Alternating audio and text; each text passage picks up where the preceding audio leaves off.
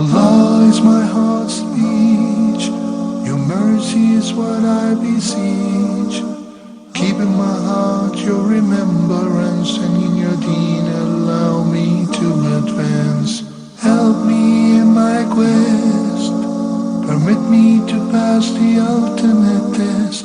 Help me in my quest, permit me to pass the ultimate test. Bismillah ar-Rahman ar-Rahim. Alhamdulillahi Rabbil Alameen. Sallallahu wa sallam wa barak ala abdihi wa rasulih al-ameen. Nabiyyina Muhammadin wa ala alihi wa sahbihi ajma'een. Dear brothers and sisters in Islam, Assalamu alaikum wa rahmatullahi wa barakatuh. And welcome to this new episode of Ask Huda, coming to you live from Jeddah, Saudi Arabia. And you can call us on the numbers you will find displayed at the bottom of the screen, inshallah. The first question on my emails is, can we as Muslims say or wish someone happy Christmas or say Christmas greetings? The scholars of Islam all agree. It is the consensus of all scholars of Islam that it is not permissible to greet the non-Muslims on their religious feasts, holidays, and festivals. It is completely impermissible for Muslims to greet them. So you cannot greet them whether they are original holidays or feasts, or in their religion that is, or it is fabricated. So for example, Thanksgiving. This is not part of Christianity. It is a celebration because of the first harvest that the immigrants to the new lands had after so many years of starvation and drought, etc. So they're commemorating that day with what's known as Thanksgiving. This is not in Christianity, but it is related to their culture and to their religion, and that is why it's forbidden for us to greet them with this festival. Christmas, New Year's, Easter, all of these occasions, it is not permissible for a Muslim to say Happy Christmas, Happy New Year, Happy Easter, Halloween, etc. All of these are fabricated. The scholars of Islam say that it is completely prohibited to greet them. And this is the consensus of Muslims, not one or two who said it is not permissible. Now, having said that, some scholars go to the extreme where they say that whoever greets them may nullify his Islam. Because you're greeting them and you are congratulating them on a sin, on blasphemy, on making Jesus the Son of God. And this is blasphemy in Islam. If someone says that Jesus is God or He's the Son of God, he's not a Muslim, he's not a believer, he's doomed in hell. So when you come to them and say Merry Christmas and greeting them on that occasion, then this may nullify your Islam as a Muslim as well. But if not, then at least it is a major sin, and it is like congratulating them if one is fornicating and you say, oh, good job, good for you. Or he's consuming intoxicants, or he's prostrating to the cross, and you're congratulating them and giving him your greetings. Now, I believe that the majority of Muslims know this, and that is why they don't send greeting cards on these occasions to the non-Muslims. Not because they're rude, not because the Muslims have something against these events or something personal. It is an issue of religion. As Muslims, we are proud of our identity, we're proud of our religion, and we have great respect to that, and that is why we do not go down to the level of the disbelievers. If they want to celebrate their occasions, it's up to them. We have nothing to do with it. Now one asks and says, what about if they come to us and say, good morning, Merry Christmas to you? You should not respond. You should either say good morning to you as well, or you should say thank you, or even may Allah guide you. But never say and to you as well, or Merry Christmas to you as well, and enjoy your New Year vacation. All of this is prohibited and forbidden in Islam. Another person would ask, but they always say Happy Eid for us. And we have two occasions in Islam. Eid al-Fitr and Eid al-Adha. So they come and greet us. Well, greet them back saying thank you. And I hope that you also enjoy your vacation on Eid al-Fitr or Eid al-Adha. Why? Because our Eids are legit. They are from the Quran and from the Sunnah. And our religion is the correct religion. That's the end of discussion. We don't have to go down to explaining ourselves. Our religion is the religion, the only religion acceptable at the side of Allah Azza wa Jal. Now, a lot of the Muslims, or some of them, may fall under the inferiority complex.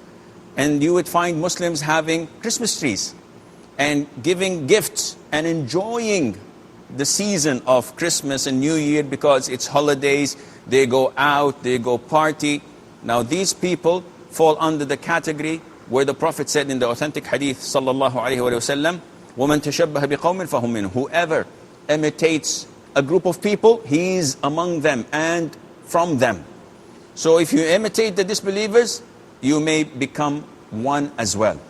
That is why it is completely prohibited to decorate the eggs as in Easter, where the Orthodox may do. It's in Egypt, it's done in Lebanon. This is completely unacceptable. Ahmed from Saudi Arabia. Ahmed. Wa alaikum salam wa rahmatullah. Sheikh, I have a question. My wife is mentioning that whenever we have wudu, and if I touch her, we have to make wudu one more time. Is that right? Okay. Any more questions? That's all. Thank you. Okay. Ahmed is asking about an issue only adopted by a Shafi'i madhab. So most likely his wife is following a Shafi'i madhab. And Imam al-Shafi'i is the only one who stated that whenever a man touches a woman or the opposite, the wudu is nullified. But this is not correct, and the ruling of the majority is the correct, because Aisha, may Allah be pleased with her, said that the Prophet ﷺ used to hear the call for the adhan, for the prayer, and he used to leave the house after kissing his wife and praying without renewing his wudu. So touching is much less than kissing. So if the Prophet was doing this, alayhi salatu wasalam, this tells us that touching the opposite sex, especially if it's your wife, your sister, your mother, does not affect your wudu at all. Nawab has a question. He says, a boy in my class gave a translation of the Quran, which has only Surah Al-Fatiha in Arabic text to our teacher. I told him that it was forbidden, but he didn't listen. Is this permissible if the teacher is a good person and I don't think that she is going to disrespect it in any way? The issue of touching the disbeliever to the mushaf, to the copy of the Noble Quran, is an issue of dispute. The majority say that this is forbidden. The majority say that it is forbidden even for a Muslim who's not in the state of wudu. So by default, a disbeliever, a kafir, cannot touch the Quran, which is in Arabic. Now, they differ whether a portion of the Quran is considered to be Quran, whether a translation at the edges of the Quran would be still considered a copy of the Quran. So Sheikh bin Baz and other scholars say that if you have a translation of the meaning of the Holy Quran printed at the side of a copy of the Arabic Quran, then this book, this volume is not considered to be the Quran because it has other words than Allah around it. And at times it's even more in number than the actual words of the Quran. So in this case, it is permissible to be given to a disbeliever. Now, as you've stated that it is Al-Fatiha in Arabic and its translation, so by this opinion of Sheikh bin Baz and other scholars, it is permissible. But it is better, as long as he or she does not know how to read Arabic, it's best to give them a translation in English or in another language without the Arabic text. Do we have Muhammad online? Muhammad? Assalamu alaikum, Shaykh. Wa alaikum assalam wa rahmatullah. Assalamu alaikum, sir. Wa alaikum assalam. Listen to me from the phone and mute your TV, please. Yes. Yes, I'm listening. Yes, Muhammad, what can I do for you? First of all, I must say that I love you for lillahi wa li rasul, wallahi. Jazakallah khair. May Allah Azza wa Jalla love you as well. Then the second thing is that I have 2 or 3 questions. The first question is that when the azan of Fajr made, when they said the as-salam khairu min al-nawm, how many rakah is supposed to be there? What prayers is supposed to be there? Because we have that problem here in our masjid. That's number one. The second question is that when the imam is making khutbah, if someone comes in, normally some people, many of them, they come in and say assalamu alaikum and people don't answer them. Normally people don't answer. I want to know what is the reason of that. The third and last question is that when by some circumstances passes and you see that you are not able to do the salah anything at that moment, then you come in and you're supposed to pray 2 rak'ahs first, or you have to do the fard. That was the question. That was the question, sir. If you go to the masjid and you find the congregation being prayed, are you asking about should I join them or pray Tahiyatul Masjid first? No, you feel the prayers. You feel the prayers. For example, Maghrib, you pass it on the way when you have traffic jam. So you pass it on the way. You arrive there, they prayed already. Okay. So what do you do first? You have to do any other salah. You have to do Tahiyatul Masjid first, or you have to pay directly your salah as God. Okay, one last question, Muhammad. The first question, you're asking about the salat khayrun min al-nawm. Are you asking about how many rak'ahs do I pray after the adhan, or what to say? No, but the problem is you have that here, many people here, what we have here is that they came in and they found that they made that adhan already. And they started to pray Tahiyatul Masjid, they pray 2 more. And okay. There's some misunderstanding between people here, because some people say that they're supposed to do that only 2 rak'ahs and they live with dalils. I will answer your question, inshallah. Mean? From the Emirates, I did not get the name. Hello? Yes, from the Emirates. Yes, sister. Yes, I'm from the Emirates. You can write me Iman. Iman. Okay, Iman. What can I do for you? Iman. Yes, sister. What can I do for you? Hello? Yes, Iman. What's your question? Yes. Assalamu alaikum. Wa alaikum salam. My question is it... Hello? Yes. Listen to me from... Yes, listen to me from the phone. Yeah. Mute your TV, please. Yes. Is it permitted or recommended to recite a particular surah or a portion of the Holy Quran either once or for a specific number of times before attempting or going for any important work? Say, for example, Surah Yasin or Surah Fatah or Surah Muzammil or any other part of the Quran, any particular ayah. Okay. Because it is a very prevalent thing in our family to particularly recite ayat or something before going for a particular work. Is it permitted? Okay. Any more questions? No, thank you. Same for Asmaul Husna, the name of Allah Tabarak wa Ta'ala. Same question for that too. Okay. I will, inshallah. Abu Khadija from Emirates. Abu Khadija. Yes, Assalamu alaikum. Wa alaikum assalam wa rahmatullah. Sheikh, how are you? I'm fine. I'm surviving, alhamdulillah. What can I do for you? Yes. Yes, Abu Khadija. What can I do for you? Hello? Hello? Yes, Abu Khadija. Yeah, I have 2 questions. One, quickly, praying Jama'ah Salah in a prayer room or in a masjid? Okay.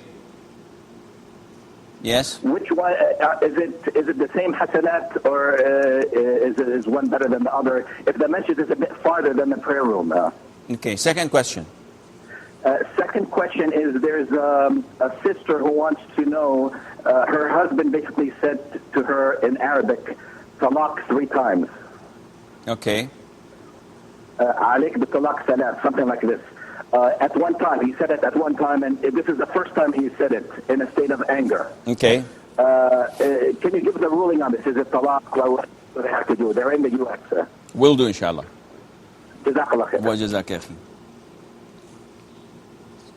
Imran from Saudi? Yes, Jeddah. From Jeddah. Yes, Imran, what can I do for you?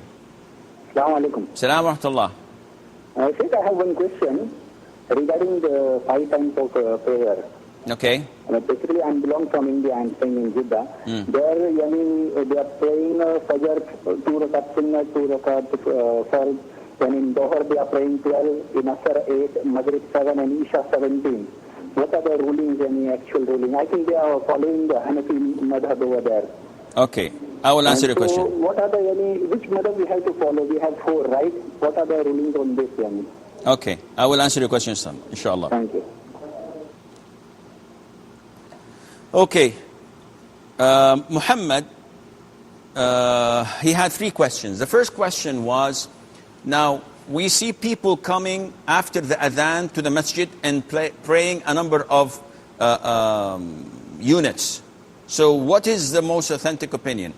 If you come, if you hear the adhan and you're in your home, the sunnah for you is to pray in your home the 2 rak'ahs known as Sunnat al-Fajr or Raghibat al-Fajr, which is the highest in degree, in level, in reward of all other voluntary prayers.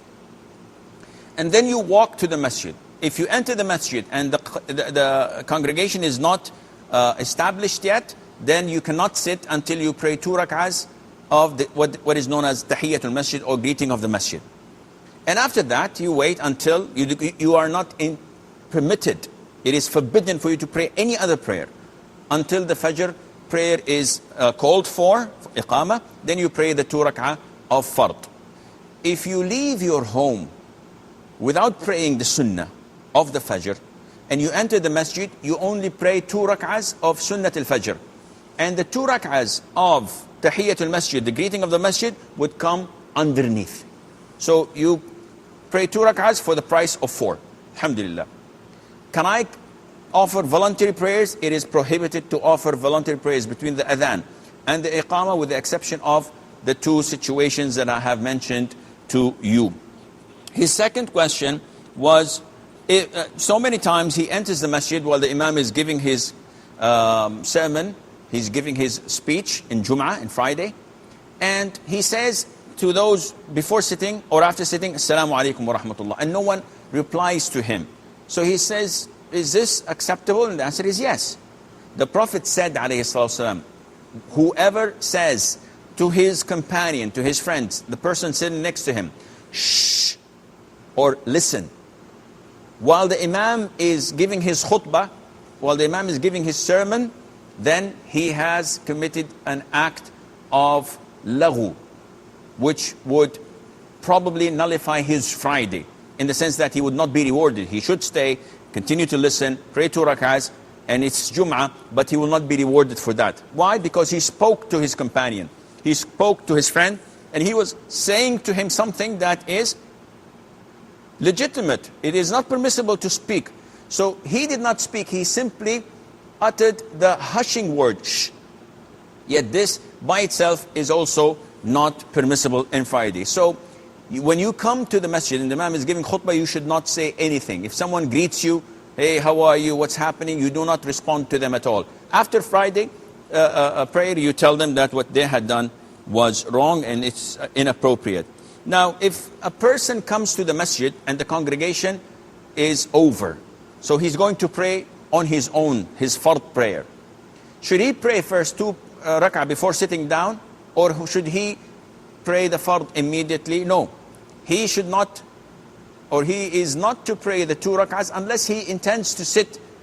As long as he does not intend to sit, he intends to pray, then the fard prayer, the mandatory prayer, takes the role of Tahiyyat al-Masjid, and it suffices him. So if you missed Maghrib, you go to the masjid, give iqamah, pray 3 rak'ahs of Maghrib and sit. No problem. Don't I have to pray 2 rak'ahs? No. The 3 rak'ahs of Maghrib did the job for you.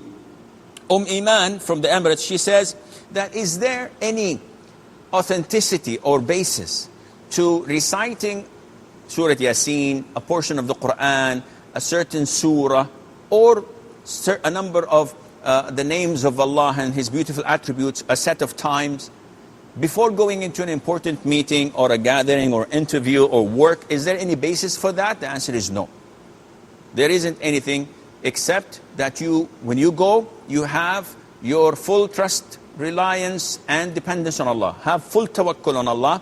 And if you supplicate, if you raise your hand and praise Allah, offer salutation to the Prophet ﷺ and say, oh Allah, facilitate my meeting and make it easy, make it successful, and you go, this is permissible. But to say that there is a set of verses or surahs to be recited, this is baseless. Abu Khadija, he's asking which is best, to pray in a prayer room or in a masjid. Definitely, without any doubt, the prayer in a masjid comes first and nothing comes close to it. To the extent that the Prophet tells us that with every step you make to the masjid, Allah would grant you a good deed, erases a bad deed, and elevate you one level in paradise.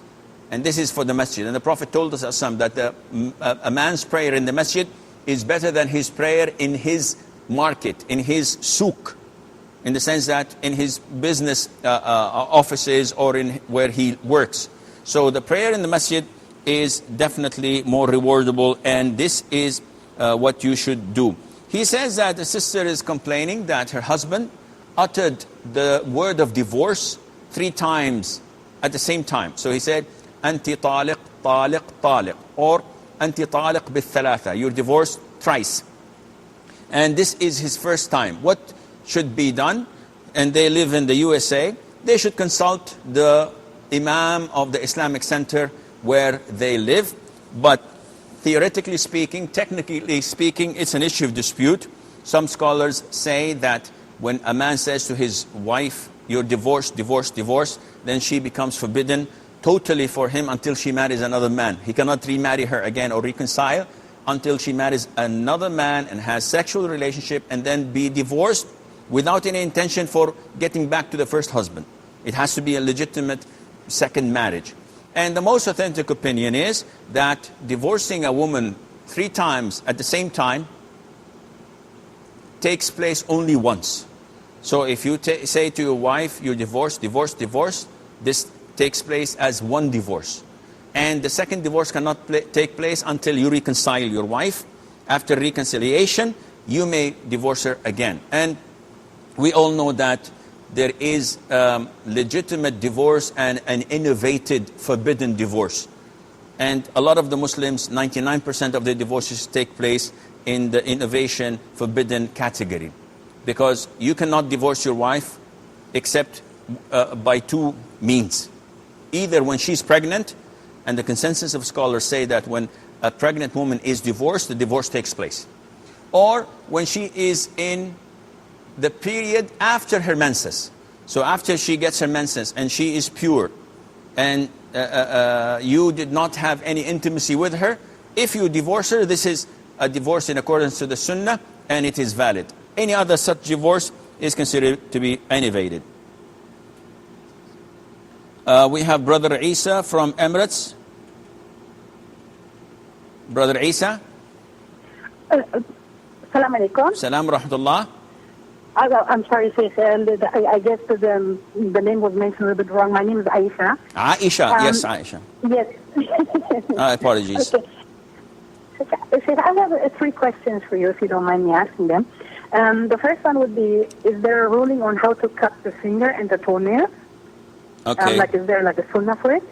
And also I would like to ask you if there is anything like a such thing called shukr salah. You know, like when you're grateful to Allah and you just offer, for example, 2 rakat for being grateful. Okay. I don't know if this is permissible or if this is bid'ah. Okay. And also, which is related to this question, for example, if I want to ask Allah for something special, am I allowed to offer 2 rakah, for example, just to ask for the special thing, or is that also not permissible?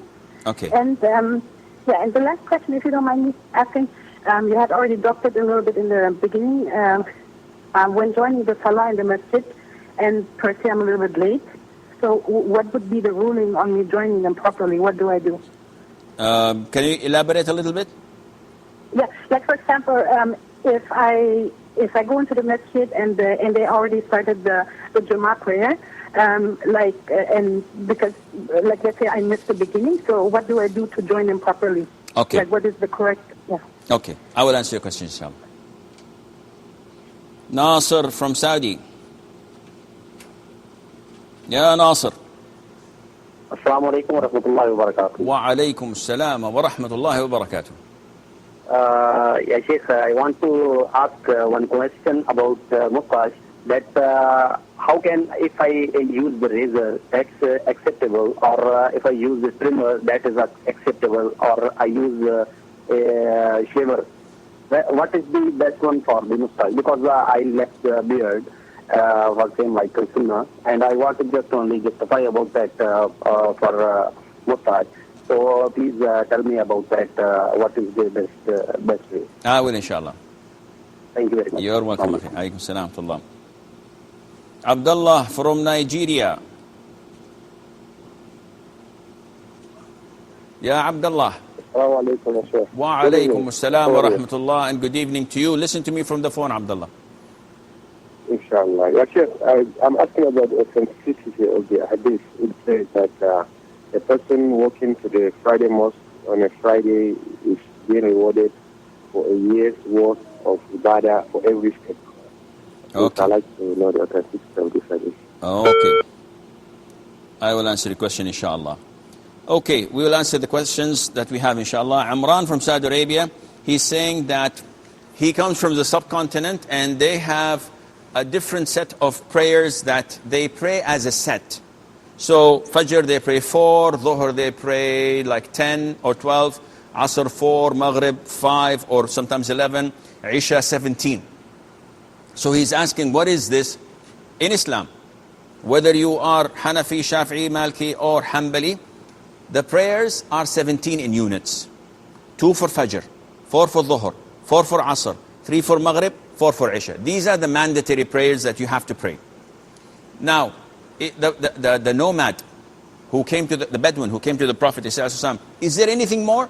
The Prophet said, nothing except if you offer voluntary prayers. And the man said, by Allah, I will not add anything more. And the Prophet said to his companions, if you want to look at someone of paradise, this is the man. Meaning that this is the glad tidings. If he is truthful, he will be in paradise. Now, having said that, there are voluntary prayers. So what are the voluntary prayers that I should be aware of? The Prophet told us, whoever prays 12 rak'ahs in the day and night, Allah will build him a house, a palace in Jannah. And what are these 12 rak'ahs? 2 before Fajr, 4 before Dhuhr, 2 after Dhuhr, 2 after Maghrib, and 2 after Isha. These are 12 rak'ahs. So, is it mandatory? Nope. You can pray the mandatory prayers only and neglect those, but you will be losing a lot of good reward. After that, is there anything more? Yes, there is what is known as night prayer. And night prayer, the Prophet used to pray, ﷺ, 11 rak'ahs. And the minimum is 1, which is witr. So, those who say 17 usually are referring to 4 for Isha and 2 for Sunnat al-Isha, that's 6, and you add to that 7 rak'ahs of witr, 3, 2, 2, 2, and 1. This is what they usually refer to. You can add, you can subtract. This is up to you. So this is what has to be followed. Now, to restrict yourself and say, no, I have to pray this set and consider the whole set as a unit, meaning you don't differentiate between fard and sunnah, this is something that is serious and should be addressed. Now, Aisha from the Emirates, she's saying, is there any etiquette for cutting the toes, the nails of your fingers and your toes? Meaning, do I begin with the pinky or with the thumb? The sky is the limit. Whatever you want to do, it is permissible for you to do.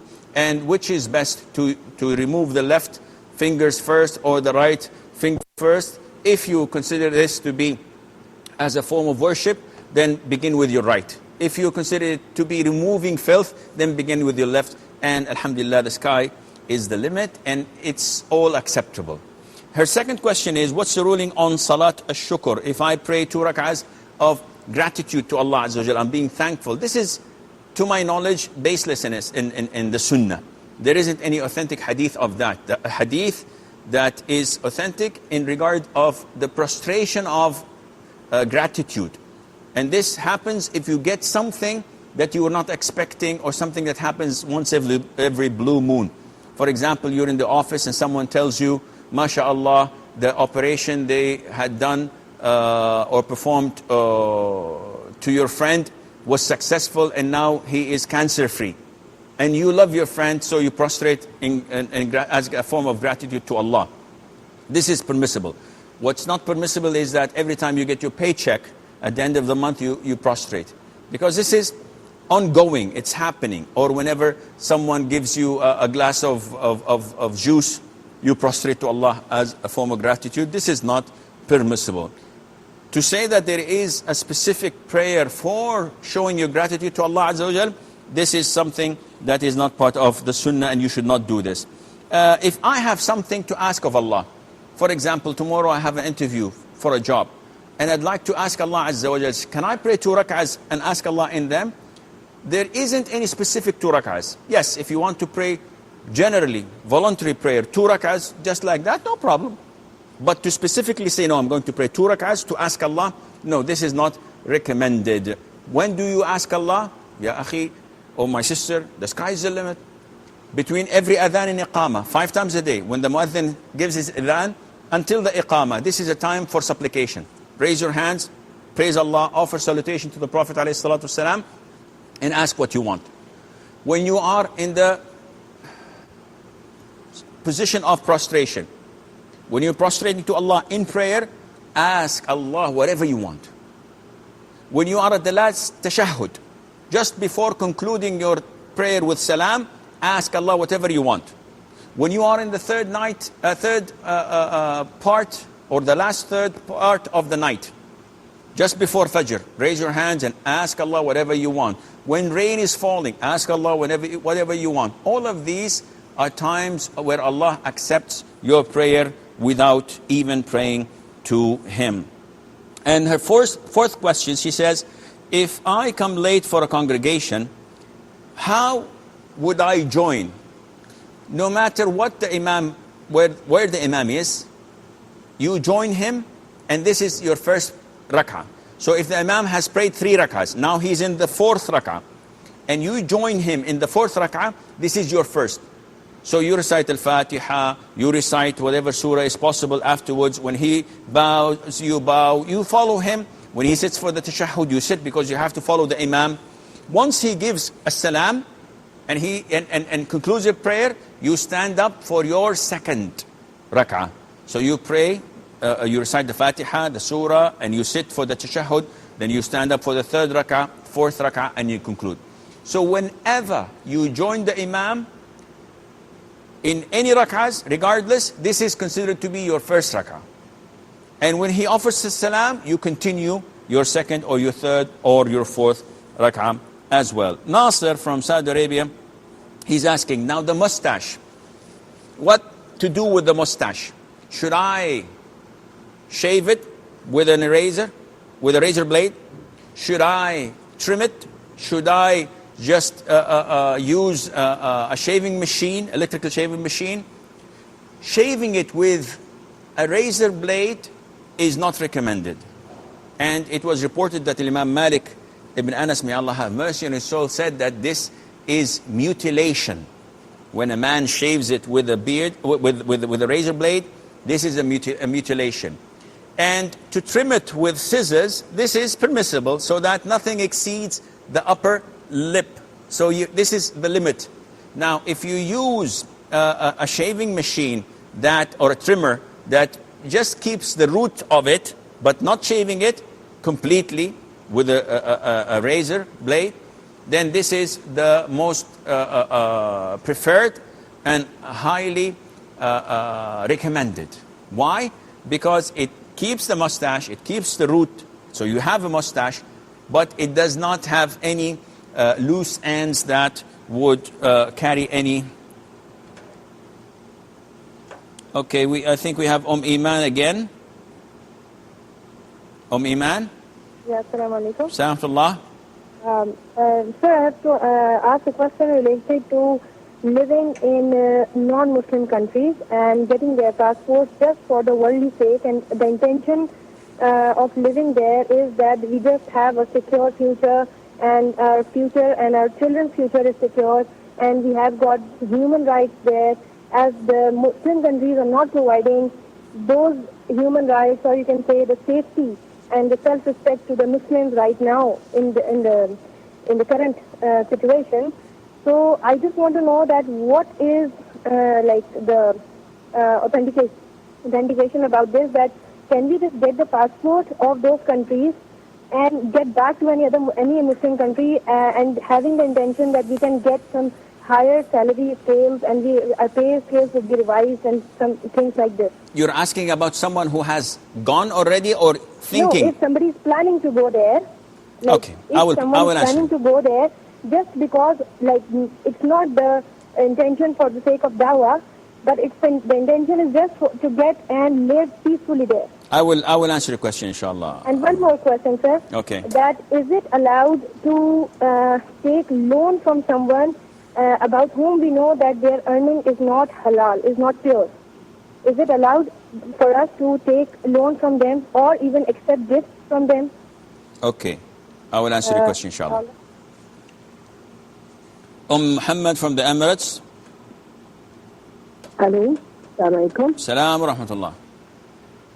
Assalamu alaikum, Sheikh. Wa alaikum salam wa rahmatullah.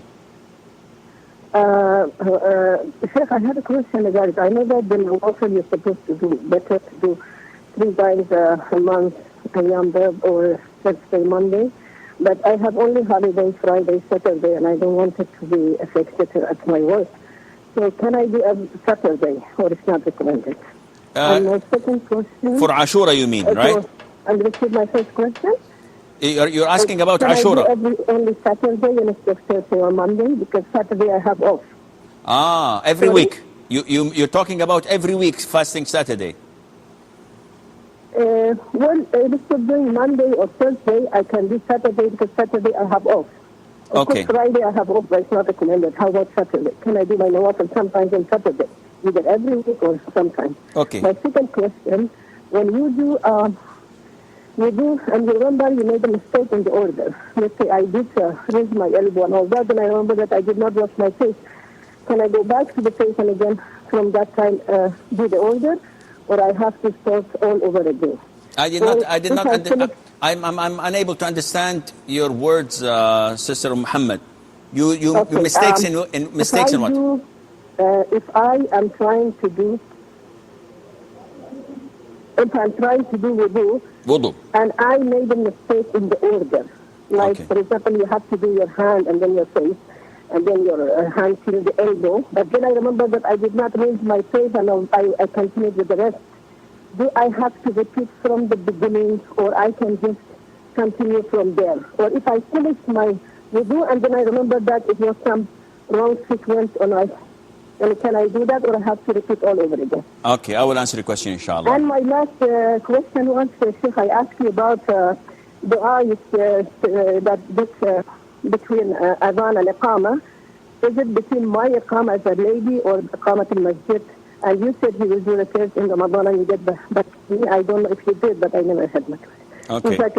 Wajazakum. I did not hear that. Rahma from Kuwait. Yeah. Yes, what can I do for you? Assalamu alaikum, Sheikh. Wa alaikum assalam. Sheikh, I want to ask, in the Ramadan I travel. Okay. So I fast also. Okay. So we have some passengers in the flight, so we break the fast together. When I come back, one of my sons tell me that this day my fast is not valid. I have to fast 1 day more to replace this date. This is the first question. Okay. The second question is it true that if a lady puts a perfume and go outside, another man, smell the perfume, you have to wash janaba? Okay. Yeah. Okay. Any more questions? Yeah, only this. Okay, I will answer your question, inshallah. Jazakumullah khair. Wa jazakum. Okay, Abdullah is from Nigeria. He was cut off. He was asking about the reward of a year of fasting and prayer if you walk to the masjid. The whole hadith is authentic. The Prophet said, عليه الصلاة والسلام, إنه من غسل وغتسل وبكر وابتكر ومشى ولم يركب ودنا من الإمام واستمع وانصت ولم يلغو كتب له بكل خطوة يخطوها من بيته إلى المسجد أجر سنة قيامها وصيامها. That whoever washes and thoroughly takes a good ghusl, and he goes early, very early to the masjid, and he walks and does not write, and he sits close to the imam as much as possible, and he listens and he does not speak or do anything that interrupts his listening, Allah Azza wa Jal would reward him for every step he makes from his home to the masjid, the reward of a whole year prayer and fasting. Meaning that if from here to my masjid it's 1,000 steps, Allah would give me the reward of 1,000 years that I had prayed night prayer and that I have fasted every single day of that 1,000 years. What a reward! Yet the people come only just seconds before the iqamah. And the best of them come 15 minutes before the khutbah starts. And this shows you how heedless Muslims are. The hadith is authentic, and very few of the Muslims do this. Iman from the Emirates, she's saying that, what is the ruling on people planning to go to Canada, to the US, to Europe, for simply raising the level or the standard of living of theirs? It's better wages, better healthcare without any doubt. It is a place where people have their dignity and enjoy being human. Human rights are being fulfilled. So she calls. And she gives a beautiful picture that while listening to her question, I was thinking, now, where should I go and live? Should I go to the UK and obtain a passport just to be in a better place? So she's saying, is this permissible? They're not going for da'wah. They're simply going there to get the citizenship and then work in a Muslim country or live anywhere else. Is this permissible? It's an issue of dispute. My own personal opinion that it is not permissible. It is not permitted for a Muslim to leave his Muslim country unless there is a threat on his life.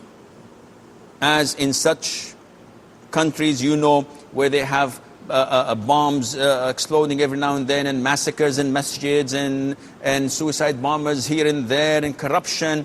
In countries I don't want to know, to call or to name, you all know them. Corruption that has reached epidemic proportions, to the extent that you cannot even do anything without bribing someone. So if there is danger, imminent danger on your life or the life of your loved ones, you have to move on to another country, Islamically, preferably to be a Muslim country, and to live there.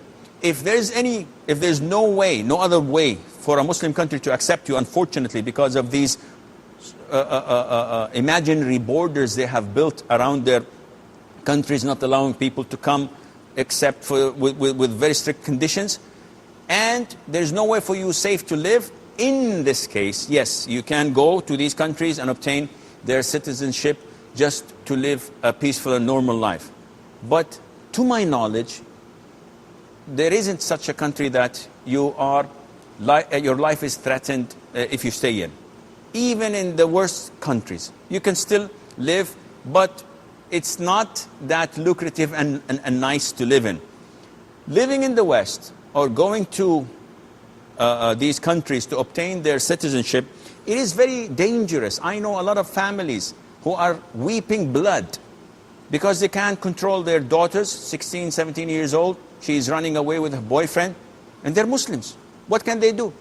Or with their son who lives with his girlfriend and does crack and dope and parties and has nothing to relate him to Islam. What did the money benefit them?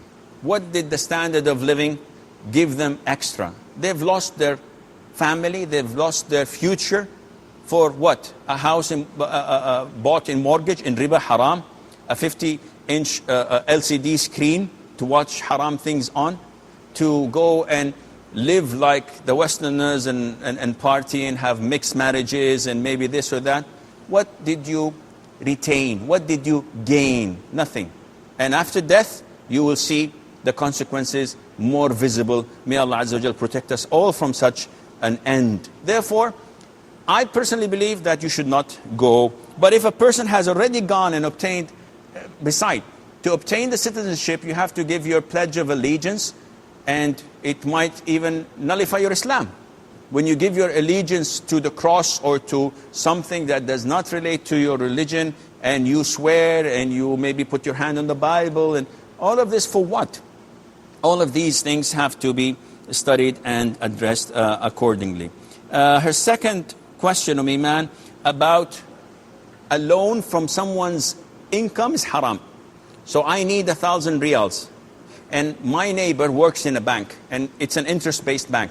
Can I borrow from him? The answer is yes. My other friend sells this or that. Can I borrow? Yes, because borrowing is permissible for me, and I will return the money that I've borrowed, regardless. The example or the evidence from this is that the Prophet died, alayhi salatu wasalam, while having his shield with a Jew whom the Prophet whom the Prophet ﷺ borrowed some barley from, and he put this shield of his as a guarantee that he will pay him back. So the Prophet borrowed actually from a Jew. And we know that the Jews, Allah Azza wa Jal described them as in Surah An-Nisa, فَبِأَخْذِهِمُ الرِّبَى وَقَدْ نُهُوا عَنْهُ. They are taking interest, and they have been denied not to take it. وَأَكْلِهِمْ أَمْوَالَ النَّاسِ الْبَاطِلِ. And they embezzle and they take and they consume the wealth of the people by falsehood. And all of this is haram. Yet the Prophet borrowed from him. Therefore, it is permissible for you to borrow from them. Okay, we have Halima from Nigeria. I think we've lost Halima. I apologize. Rayyan, this is the last call from Emirates. MashaAllah, we have a lot of the people from Emirates calling. MashaAllah. Yes, Assalamu alaikum, Shaykh. Salam Three questions. Yes. The first question is reading Dua Qunut in Salatul Fajr in the second rakat after ruku. Okay, what's the question? The second question is any particular prayer for the 10th of Muharram, the Ashura. What is the first question, Yes, Rayyan? the first question, sir, is reading Dua Qunut in Salatul Fajr. Allahumma dini fi man hadayt. Yes, what you want to know, what is the ruling? Yes, if it's right to do that. Okay, second question? Second, any particular prayer for the 10th of Muharram, the Yom Ashura. Okay, third And question? the third question is reading Surah Yasin or Surah Muzammil in the morning. Okay, I will answer your question, inshallah. Jazakallah khair. Wa jazakum. So that was the last question. We have few minutes, inshallah. Let us hope that we can answer yours. Muhammad from the Emirates, she's saying that in the Emirates, Friday and Saturday is their weekend. And because she works, she cannot fast Mondays and Thursdays. So is it permissible for her to shift her fasting into a Saturday? And the answer is no. It is not permissible to fast Saturdays on voluntary basis without any legitimate reason. And she says that, I know we cannot fast Friday. Well, actually, let me correct this for you. You're not allowed to isolate Friday with fasting. But if you, because it's your weekend, fast Friday and Saturday, this is permissible. This is permitted. And the evidence behind this is what was reported in the Sahih Hadith Juwayriya bint al-Harith, may Allah be pleased with her. She said that the Prophet ﷺ entered on a day of Friday while I was fasting. And he asked me, did you fast the day before? Meaning Thursday? I said, no. Then he said, do you want to fast the following day? And I said, no, which is Saturday. And then the Prophet told her, ﷺ, in this case, break your fast. Meaning that because you're not fasting a day with Friday, isolating it is not permissible. And this means that if you fast Friday and Saturday, this is permitted, and this would become permissible for you as well. She says that if I make wudu, I know that one of the pillars of wudu we have 6 pillars of wudu, as you all know. Washing the face, washing the arms till the elbows, wiping over the head and washing the feet, the sequence, and not leaving intervals, long intervals. So she's talking about the sequence because Allah mentioned this in Surah Al-Ma'idah, and He mentioned it in sequence. So she says, if for example, I rinsed my mouth, I sniffed water up my nostrils and pushed it out, washed my face, and then wiped over my head, and then washed my arms, and then washed my feet. Then I remembered that I made a mistake. What should I do? Well, actually you did the face correct, and then you did the arms correct, but in between you put wiping of the head. So this is invalid.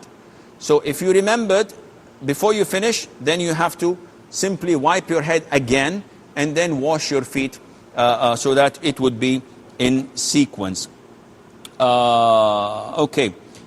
She's asked me a question in Ramadan. The dua between adhan and iqamah, should it be the adhan and iqamah of myself in my home or the adhan and iqamah of the masjid? And the answer is the adhan and iqamah of yours. So if you leave a gap of half an hour between the adhan and the iqamah, between the time of the prayer begins and your own iqamah in your home, this is the time for you to make dua. Rahma from Kuwait, she's saying that her son told her that the day she fasted while traveling is invalid. He's wrong. Your fasting is correct as long as you broke your fast until when the sun set. When you saw the sun setting while you were on the plane, this is correct, inshallah. And she's asking about the ruling on a woman going out with perfume. If she goes out, is that permissible? The answer is this is not permissible. The Prophet ﷺ described a woman who goes in wearing perfume and men find her scent.